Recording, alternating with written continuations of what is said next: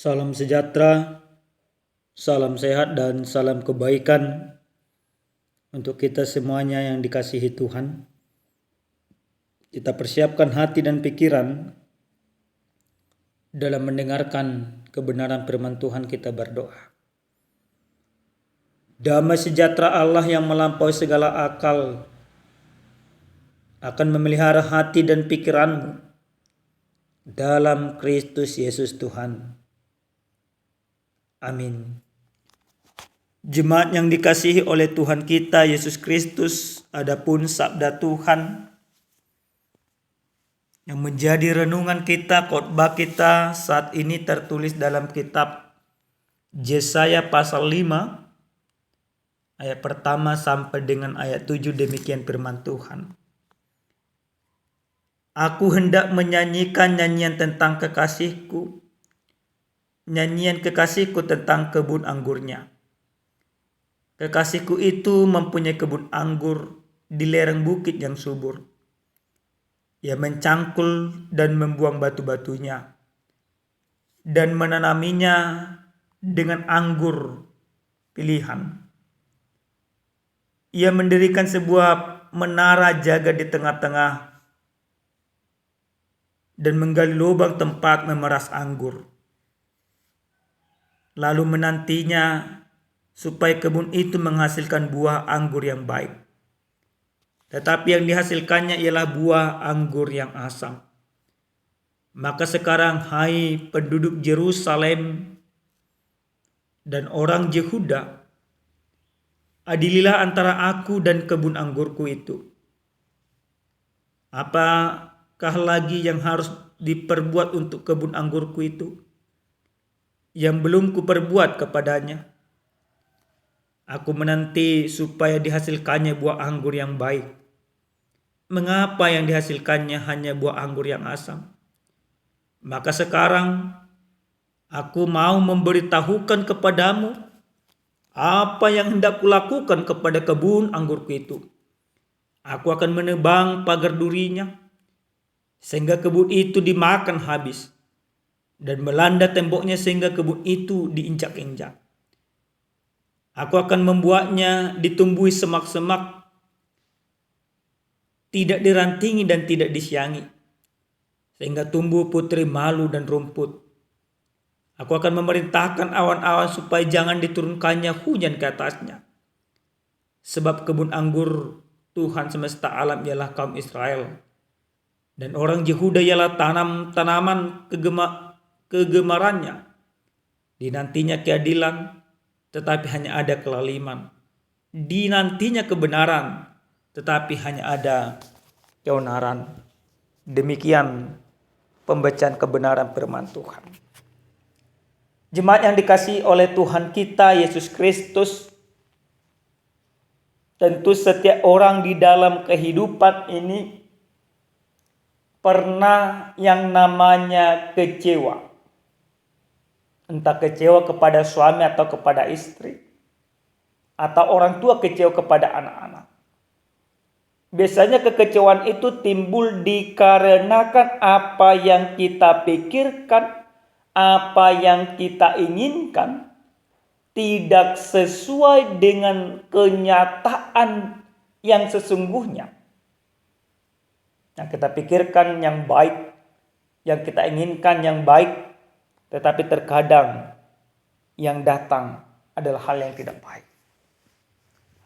Bapak Ibu, hal demikian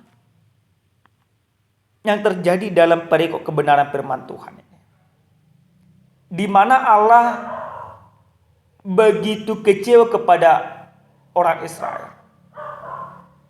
Dalam firman ini, sebuah nyanyian kekecewaan yang dipertunjukkan oleh Allah lewat Yesaya. Di mana letak kekecewaannya? Kalau kita ikutin alur cerita di dalam nyanyian ini, jelas di mana sang pemilik kebun anggur, yaitu Allah sendiri, memberikan yang terbaik kepada kebun anggurnya. Ditanamnya di tanah yang subur, ditanamnya, dipagarinya, dipupuknya, dipersiapkan semuanya. Anggur itu tumbuh, berbuah. Tetapi hasilnya tidak sesuai seperti yang diharapkan. Yang dihasilkan adalah buah anggur yang asam. Maka puncak dari kekecewaan itu, sang pemilik kebun anggur dikatakan dalam perikop ini ingin membinasakan, membabat habis kebun anggur itu sampai tidak ada yang tersisa. Nah, siapa kebun anggur itu? Kebun anggur itu tentu di dalam kebenaran firman Tuhan ini dikatakan dalam ayat ke-7, orang Israel dan orang Yehuda.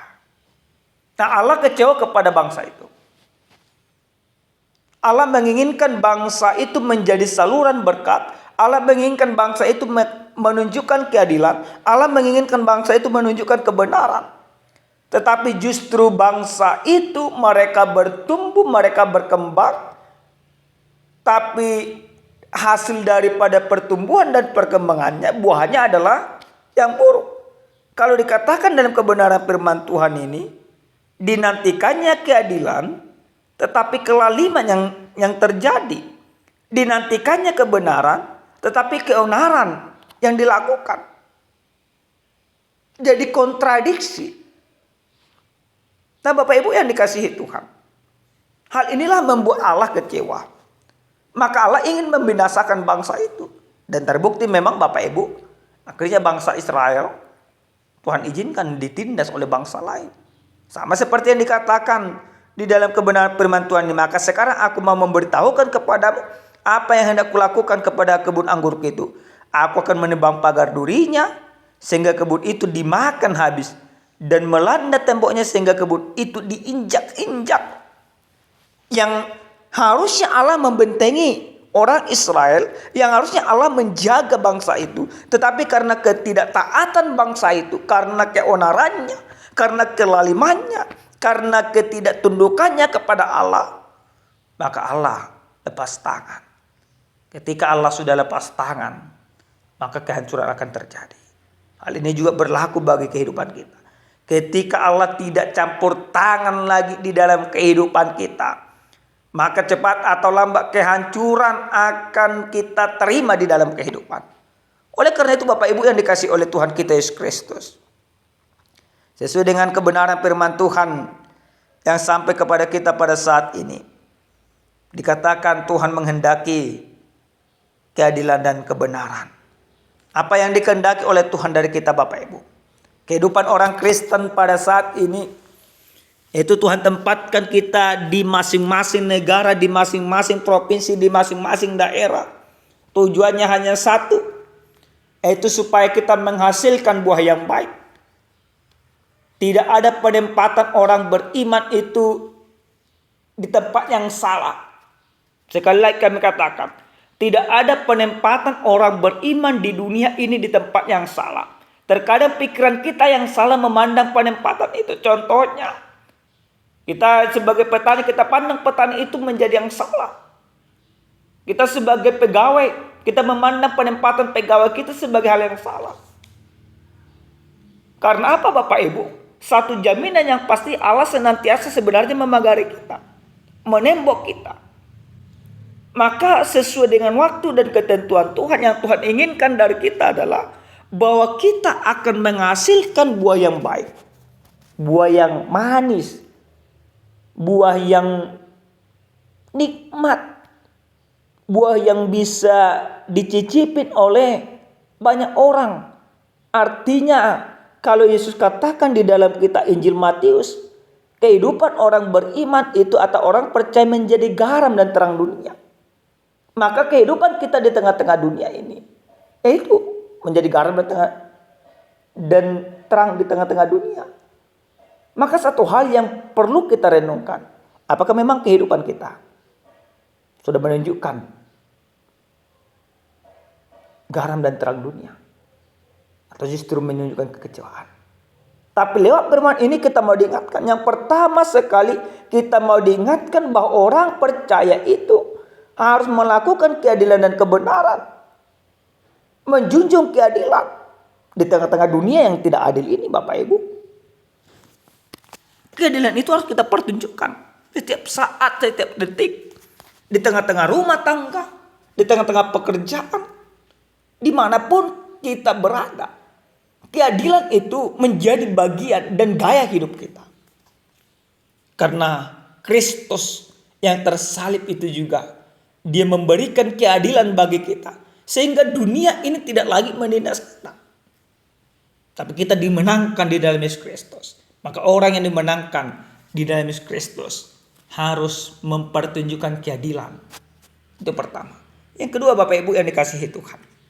Dari firman ini, kalau Allah menunjukkan kekecewaan kepada umatnya, maka kita orang percaya, kita harus menghasilkan kebenaran dalam kehidupan. Bagaimana orang yang percaya diajak menjadi pelaku-pelaku kebenaran, sebagaimana Kristus yang sudah membenarkan kita. Maka dasar kita melakukan kebenaran karena Kristus yang membenarkan kita dari segala keberdosaan. Maka kita tidak lagi menindas orang lain, tidak lagi menindas sesama, tetapi kita menolong sesama untuk mengerti akan kehendak Tuhan. Di tengah-tengah rumah tangga, Bapak Ibu, mari coba berefleksi sejenak. Apa kita sudah menunjukkan kebenaran di dalam kehidupan kita, di dalam berumah tangga kita, di tengah-tengah gereja kita?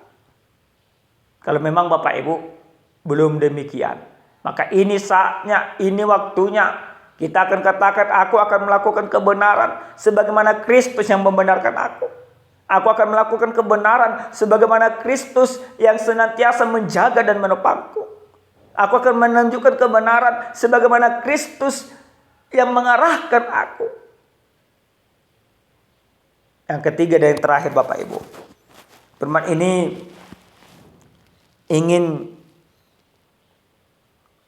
membuktikan, atau kita ingin membuktikan di dalam kehidupan. Ketika Allah menghendaki keadilan dan kebenaran, kita harus menghasilkan buah yang baik, buah yang manis, supaya Allah jangan kecewa, supaya pembentengan Allah yang senantiasa terjadi bagi kehidupan kita Allah cabut nantinya. Tapi justru pembentengan Allah akan semakin kokoh ketika kita menghasilkan buah yang baik, buah yang harum bagi sesama, bagi sekitar, bagi pekerjaan kita, dimanapun kita berada. Amin. Kita berdoa. Terima kasih ya Tuhan kami, Tuhan yang maha baik, untuk kebaikan dan kemurahan-Mu dalam hidup kami. Terima kasih Tuhan, ajar kami untuk senantiasa melakukan keadilan dan kebenaran, sebagaimana Engkau kehendaki dari hidup kami, dari kami pribadi lepas pribadi. Terima kasih Bapa. Termulia nama-Mu ya Tuhan, dalam nama Yesus kami berdoa. Amin. Salam sejahtera Bapak Ibu, Tuhan Yesus memberkati.